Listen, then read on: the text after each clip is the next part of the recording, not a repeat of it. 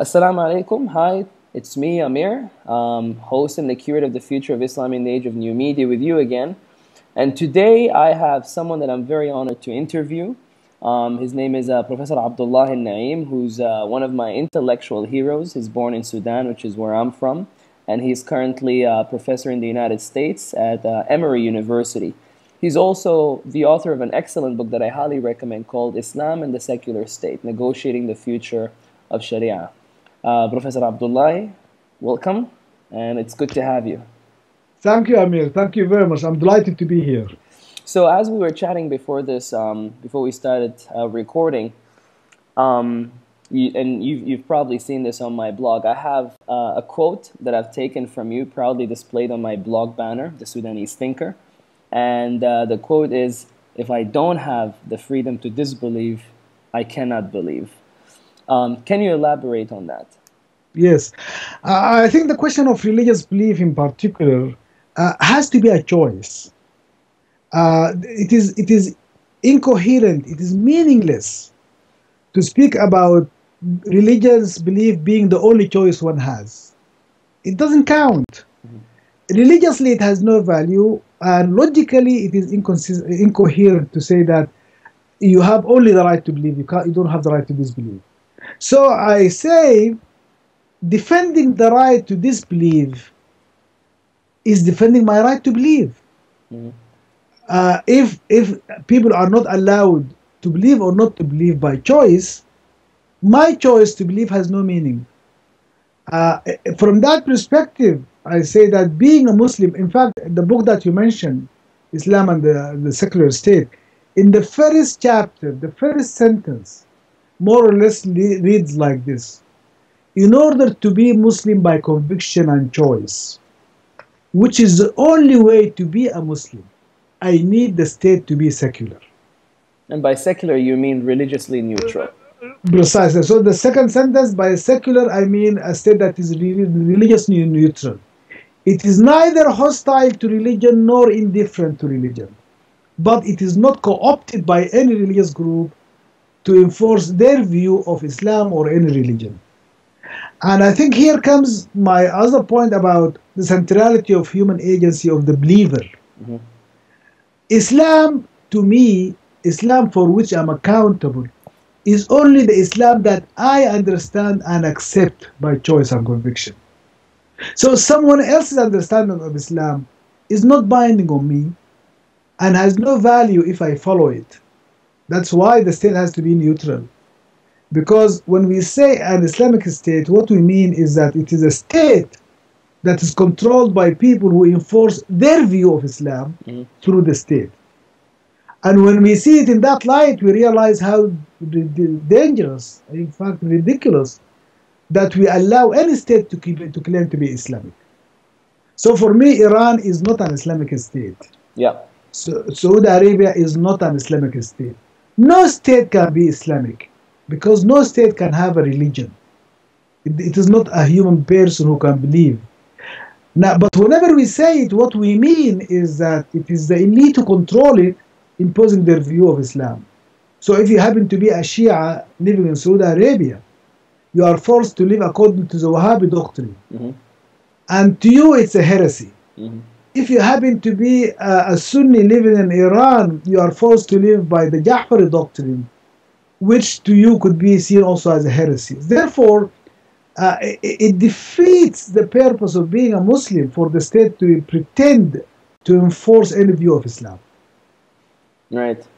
Well, let's move to the core topic here at hand, which is the future of Islam in the age of new media. So I'm going to read from the rough transcript of your 60-second take that we did in the initial audio seminar. And here you mention, my view about the new media and the future of Islam and Islamic discourse can be presented in the following terms. New media provides tremendous opportunities for communication, but it is not a substitute for the human agency of the actions. What people need to communicate, how to communicate, and to be persuasive to other people, not to the people who already agree with them. So the challenge is to expand our constituency and to be persuasive through the new media, and ultimately to be able to act on the ground and to be able to defend our position in real time and space. You're someone who's been in the field of Islam and Sharia and human rights as an academic, and even to an extent, I would say as an activist, at least from my Yes. perspective, Yeah. for a very long time. And even your teacher, Ustaz Mahmoud Muhammad Taha, he had to pay a high price for preaching and trying to be persuasive with constituencies in people who are outside of his constituency, people who don't agree with him. Yes, you're not, active on social media, but for very obvious reasons, it doesn't mean that we cannot take the lessons that you learned from real life and apply them in social media today. And, for Muslims who are active to make use of these lessons. So what are the lessons? What are the insights? What are, let's say, the top 3, 4, or 5 lessons that you can give away and share? Okay. The first point is that ideas are powerful means of transforming societies and changing. We have seen it throughout history. But they don't do it by just being good ideas. That is, communication is critical. I can have a brilliant idea, but if I cannot communicate it effectively enough to inspire people to accept and to act on it, it has no value. So therefore, I think that the irony of the scholarship side is that we spend so much time refining and developing and creating powerful and very nice structures of thought and idea, but we have no skill and no effort to communicate effectively. So our ideas stays in our books on shelves in libraries. And therefore they defeat the purpose. So therefore communication is the gift of the new media for people who have good ideas to try to, or at least have ideas they think they are good ideas, to try to engage and to try to communicate and to inspire. In that process, the thinker or the person who's had the idea will have a chance to refine and to operationalize the idea.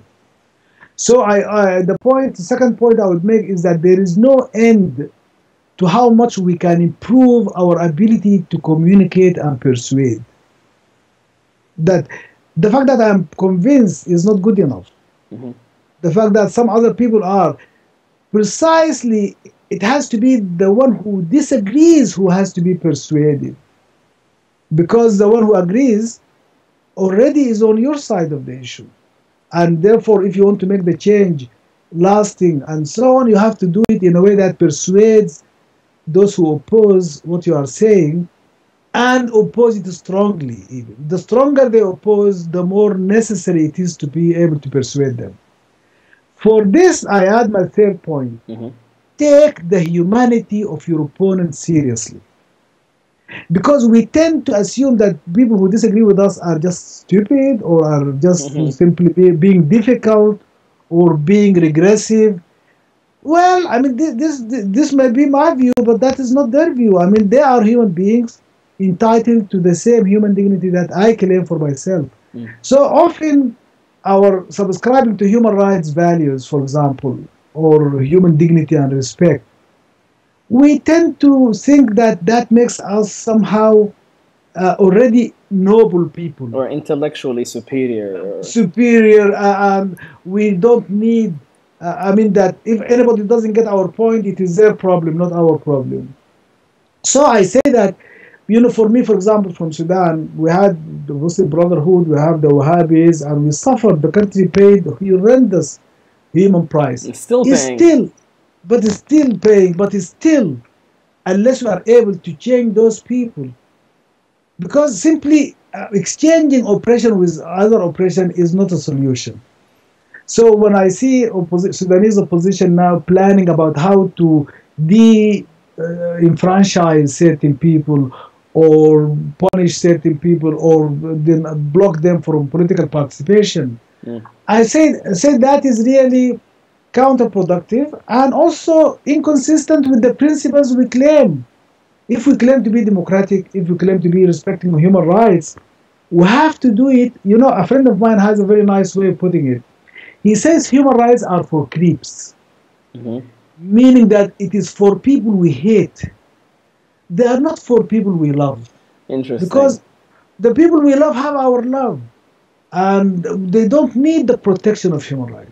Or The for protection instance, yeah, human rights protection is needed by people whom we hate and we are likely to try to constrain or to punish, or even to exclude and so on. So, in that logic, I will argue that I will say that my teacher, Said Mahmoud, used to say that there's a hadith Qudsi, mhm, uh, in which Rabbana subhanahu wa ta'ala is talking to Isa, the prophet. He says, Ya Isa, which is Jesus, عز نفسك فإن اتعظت في عز الناس وإلا فاستحي مني. So, roughly translated, O Jesus, preach to yourself first. If yourself follows the preaching you are making, then you can preach to others. mhm. If not, then be ashamed that of me, that is, be humble, that I know that you are not able to change yourself. So the point here is to say that we should first challenge ourselves to take a position, which is not always easy, to learn how to defend it and communicate it effectively, which is not always easy, and to take our opponent's humanity seriously, which is also not easy. If we can manage to change ourselves in that way, we will be more persuasive and we can transform our society. But if we are not able to form clear positions that we can defend in a simple, logical, easy language, accessible language for other people to understand, and to take their opposition seriously, not be impatient with their obstinacy. Why can't they get the point? This is so obvious. I think those are the challenges. But I think the more people who think that they have something to say can do this to themselves first, and that's why the question of media. I'll finish with this point. Mm. Generationally, part of the difficulty I have is this stuff that you do is generational. I'm 65. Like the first time I sat to a computer was sort of when I was already over 40 years of age. So it doesn't come easy to me, It's and not. It's my not. It's kids not now. intuitive enough. Yeah. Yeah. And second, that it is a way of thinking. It is not just simply learning technology. Right. The medium actually affects the medium that you use to communicate. It affects the thinking process about the communication itself. Precisely, precisely. So how to say what I have? I know I have already been violating this principle in this long speech I gave. No, it's That fine. is Go ahead. to say it as succinctly, as precisely, and as sort of And in an imagery way, so that people see and hear what you are saying, and not only just think about it as ideas. the usual terms that I use to basically say what you just said is that we need to become excellent marketers. Yes. People look at the word marketing sometimes in negative ways because of Mm. how advertisers and marketers manipulate people. But that to me, marketing can actually be used as a force for good when understood and utilized properly with the right ethics, with the right values, and when for the right purpose. So I call it passion-based marketing or purpose-driven marketing, marketing for a higher Mm. purpose. Precisely. And there's a lot of literature out there that people can use to influence. But then, Mm. okay, so and I love the point that you're stating, and it's easier said than done, which is we cannot lose sight of the humanity of our opponent. Yes. And when I look back in 2006 when I began blogging, I was still young. I was 19 years old. So I'd be Mm. very aggressive sometimes and dismissive, and I'll be calling people names and all sorts of stuff. But as I'm Yeah. growing older, I'm starting to mature, and I'm starting to realize that actually just sort of limits, my influence. But don't you Correct. think that there are at times opponents who are so extremely dogmatic, so extremely fierce with their attitudes that they need to be combated and overcome in the same, with the same level of you know, mm, aggression, and but not in a malicious way, of course. Like we need to maintain mm. that compassion, that humanity, but basically we need to be bold, right? Yes, We need to be bold yes, and very yes, assertive. yes, we do. But it is always about the how, not about whether or not. Hmm. So, still, yes, to be assertive, yes, to be strong in the positions you take, to be categorical and not to be reticent or ambivalent. All of that is true. But all of that can be done in a way that is less threatening Mm. and more inclusive of the other. You know, the idea that, and I think in all religions, but definitely in Islam, is very strong.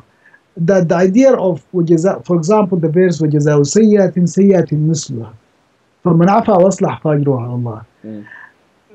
This verse is taken to say that to punish a crime, the punishment for the crime should be the same as the crime. Hmm. But actually, seen differently, it is saying that punishment is as bad as the crime is bad. Hmm. يعني so to say جزاء سيئة سيئة مثلها, that is the punishment of a bad deed is a bad deed, meaning that we should try to, even if we have to inflict punishment, even if you are the state or the society acting to inflict punishment on offenders, Hmm. we should do it in a way that is makes it less of a punishment and more of an act of kindness, an act of correction. So it is very much in the style.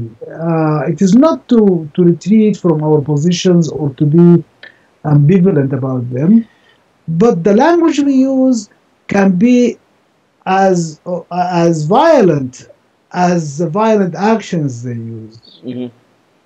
Whereas alternatively, sometimes we can use, for example, the verse that says about the Nabi عليه الصلاة that you ولو كنت فظا غليظ القلب لانفضوا من حولك فاعف عنهم واستغفر لهم وشاورهم في الأمر. So it is all about the way we do it more than whether or not to do it. Right. And I think I would add to that that we should go for the lowest hanging fruit, which is the people who are on the fence. Yes. They're the easiest to appeal to sort of attract to your message, rather than going all the way to the other side of the debate when you butt heads, and maybe you feel good because you're thumping your chest and it's an exciting heated argument, but what's the point?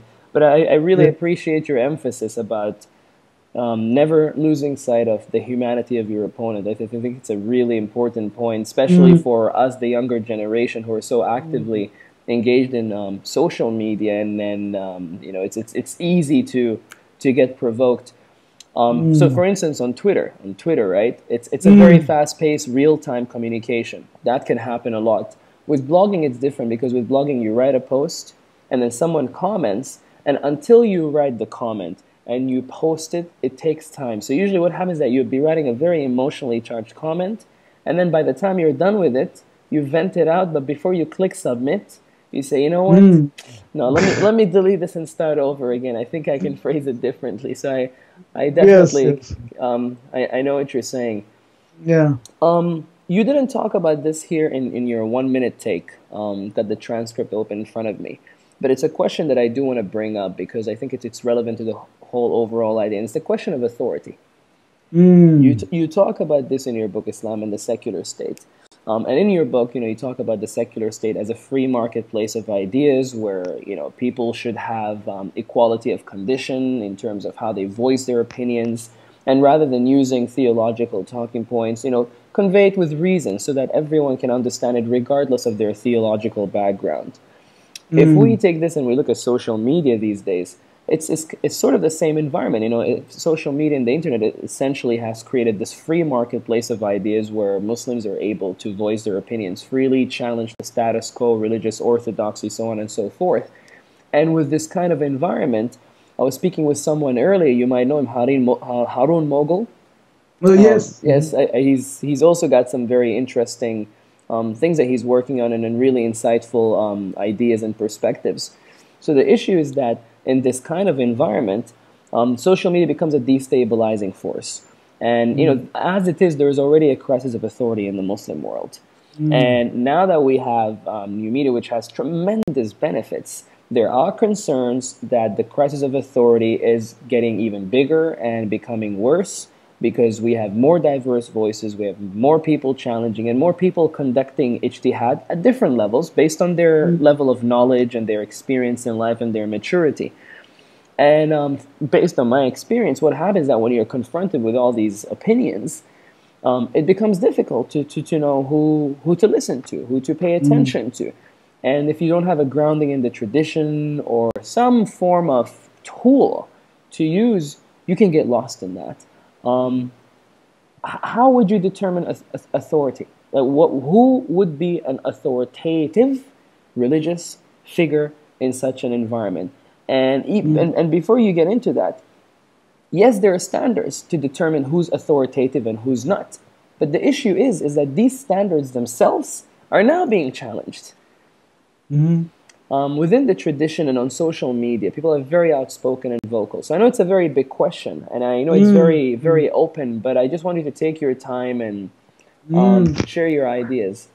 Actually, again, this is a very critical and very insightful question already, and it's in fact, just now I was writing something around about another piece in which taking on the same point. I'm not as worried about that because you can't have one without the other. That is, you cannot have the possibility of different thinking unless you accept the possibility of unacceptable thinking. That it is not something sort of a mail order or sort of online you enter and give the specs of what you want and get it shipped to you. That as you say, a free market of ideas, and that it is a contest. I mean, where ideas struggle against other ideas. There are parameters, yes. So, protection of human rights and human dignity of everybody, the rule of law, non-violence. These are the parameters. You cannot permit violence. You cannot permit intimidation. You cannot permit sort of hijacking sort of institutions. So you try to protect what I call civic discourse by this. I call it citizenship, human rights, and sorry. I have three parameters: constitutionalism, citizenship, and human rights. These are the parameters that protect public discourse or civic discourse. Now, I say about religious authority in particular, religious authority is in the eyes of the beholder. Interesting. That is, nobody can assert authority that I do not concede it to that person.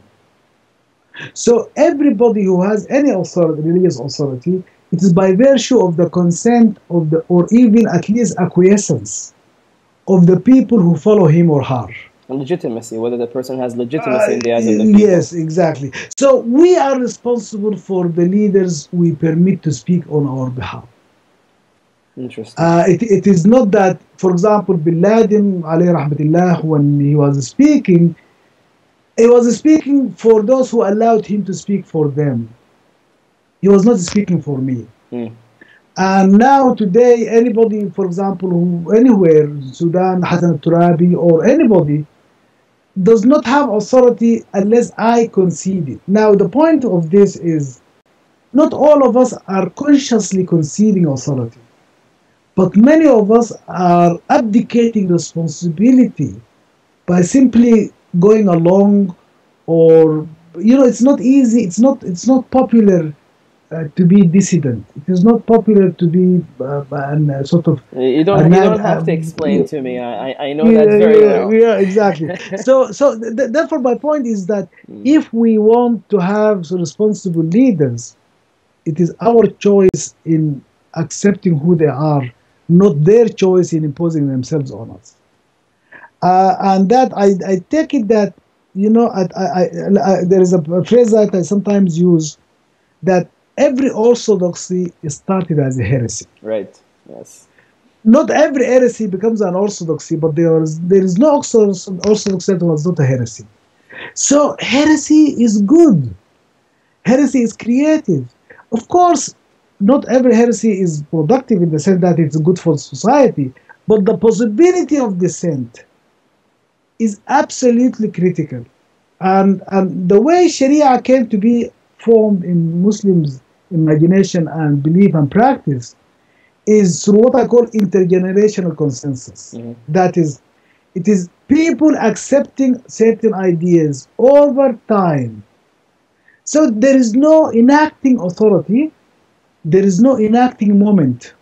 So if you take even the most basic principle about anything, you will not find there is a moment in time, boom, where it became, for example, about marriage or divorce or custody or contract, whatever it is, that Muslim scholars express ideas, interpretation of the Quran and Sunnah, challenging authority or authenticity of certain hadith. And that took centuries. As those ideas came about, some ideas stayed because people found them to make sense. And some ideas perished because nobody cared to keep them. So the surviving schools of Muslim jurisprudence, the Maliki, Shafi'i, Hanbali, and Hanafi, and the Ja'fari for the Shia, the Zaydi for other Shia, they survived because people found them relevant, coherent, useful for their lives. Mm-hmm. There are many madahib which became extinct. Right. So the Tabari, Thawri, so that in our own intellectual history, we see how it was precisely the freedom of the market, free market of ideas. One thing that is coming across to me in everything you're saying is the practicality of it. Yes. In reality. But what about the philosophical soundness? Because, for instance, if it's just about appealing to the people, addressing their needs, addressing their issues, we can have ideas and groups rising up, not because they have philosophically sound and theologically sound ideas, and even spiritually sound worldviews, but they knew how to market themselves very well. They knew how to market themselves, and they built their constituency, they grew it, and they wielded influence. So I think I love how you laid it out step by step, because I think for me personally, at least, sometimes I tend to get lost too much in the philosophical aspects. I'm too much of a philosophical thinker. But if, for instance, let's look at science. Let's put religion aside for a while. In science, this is a very simplistic example. But someone can come and can say the Earth is 5,000 years old. You know, and in the United States, many people are young Earth creationists. But we know that scientifically that's absolutely invalid and insound. And yet, many people, you know, are in positions of authority. They hold these views, and they have their constituencies and their audiences. But it doesn't mean that their views are scientifically sound. So in the case of religion, if we go back again to the issue of authority, in your view, in your personal view, because you have a very, philosophical approach as well that I noticed in your work. Philosophically speaking, how can we judge someone to be an authoritative figure? Who has the right to judge and how? The problem is that, again, taking the humanity of my opponent seriously, that because I do not accept someone else deciding for me, I should not impose my view on other people. So I think, yes, there are dangerous ideas that are going to be floating around. There are obviously unsound ideas, but trust in people's judgment. Because you see that the elitist impulse in us would say that I know what's good for my people, I can protect them against themselves by blocking certain views. You know, this idea of censorship. And I don't think that censorship is the answer. Because who has the authority to censor will censor things which I dislike, yes, but also may censor things that I like. And will deny me the dignity of deciding for myself what makes sense and what does not. So I think, going back to our earlier remarks, the certain fundamental parameters, that is the freedoms of others, the rights of others, are always to be protected. The rule of law is always to be protected. That is the fundamental base. That is non-negotiable. Mm-hmm. But the question is the quality of the ideas. Unless they raise, for example, someone who actually is inviting or advocating the use of violence, you stop that because that's a crime and because that's dangerous. But if someone is advocating dangerous ideas but not dangerous action, I think they should be allowed because we need to hear those ideas and we need them to be defeated in public discourse, because if we suppress them, then they will go underground and it will be even more harmful for society. Exactly, precisely, even more dangerous then. And therefore, I think that the question of censorship, you know, always it is the golden rule about doing unto others as you would have them do unto you. Since I know that some of my ideas are sort of foolish and stupid and everything, okay, but give me the right to say them and give me the dignity of responding by exposing their absurdity, not by censoring them out to, sort of prior to by having the right to speak. So I think for every society, you know, it is a challenge, it is a struggle, it's a process where, you know, how civilizations get sort of developed over time, mistakes being made, disasters happening. But I believe in ultimately that the human spirit and the sensibility of people will prevail given a chance to make their own mind and to learn from their own mistakes. In Sudan, we paid a horrendous price because we failed to do this. We failed to take a position. We failed to defend fundamental rights of others. And we pretended that we are defending minorities, but it was our own rights which are at issue. Now, either the Sudanese people have learned the lesson and they will not repeat it, and other people, Libya or Egypt or Yemen, will learn from our mistakes, or they have to make the same mistakes. The hadith of the Prophet ﷺ says, السعيد من اتعظ بغيره والشقي من اتعظ بنفسه. That is, to heed the lessons of others, you are fortunate. To heed the lessons of yourself, you are unfortunate. But those who fail to heed their own lessons, they are doomed to repeat them. التجربة التي لا تورث حكمة تكرر نفسها. So trust in people's judgment, respect their humanity, and I think avoid, you know, one of the Sufiya used to say, Sayyid Ahmed ibn Idris, he used to say, Allahumma la taj'al li ra'ihat rububiyya ala ahad. That is, please God, do not give me even a hint of being a lord on anybody else. And شغلي بأيوبي هو خير. That always being obsessed about their own limitations, about their own mistakes, before judging others, judge yourself. And that is, I think, is that for me, the tasawwuf is the humane face of Islam. Really, it is the superior quality of being a Muslim.